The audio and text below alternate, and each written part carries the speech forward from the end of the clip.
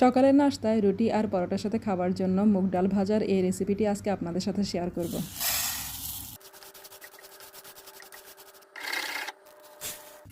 খোসাসহ এখানে 2 কাপ পরিমাণ মুগ ডাল নিয়ে নিয়েছি। ডালগুলোকে ভালো করে ভেজে তারপর পানি দিয়ে ধুয়ে নেব।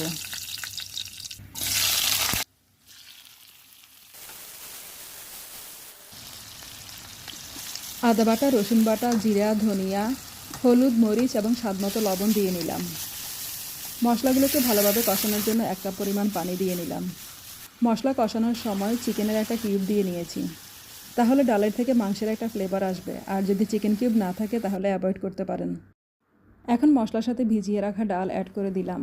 1-2 মিনিট মিডিয়াম আঁচে ডালগুলোকে মশলার সাথে ভালো করে ভেজে নেব। ভাজা হয়ে গেলে পরিমাণ মতো পানি দিয়ে দেবো সেদ্ধ হওয়ার জন্য। মুগ ডাল ভাজাটা মাখা মাখা ঝোল থাকবে, তাই পানি বেশি দেওয়া যাবে না। ডাল সিদ্ধ হয়ে গায়ে গায়ে ঝোল থাকবে, এই পরিমাণ পানি দিয়ে নিলাম। রান্না হয়ে গেছে, এখন কাঁচামরিচ আর ধনেপাতা দিয়ে নেড়েছেড়ে নামিয়ে নেব। সকালের নাশতায় রুটি আর পরোটার সাথে এই ডাল ভাজা খেতে কিন্তু ভালোই লাগে। আমি এখানে খোসাসহ মুগ ডালটা ব্যবহার করেছি, তাহলে এই ডালটা আরও বেশি হেলদি হবে, কারণ এই ডালে প্রচুর পরিমাণে ফাইবার থাকবে। কেমন লাগলো আমার রেসিপিটি? ভালো লাগলে অবশ্যই একটা লাইক কমেন্টস করে দেবেন। সবাইকে অসংখ্য ধন্যবাদ। খোদা হাফেজ।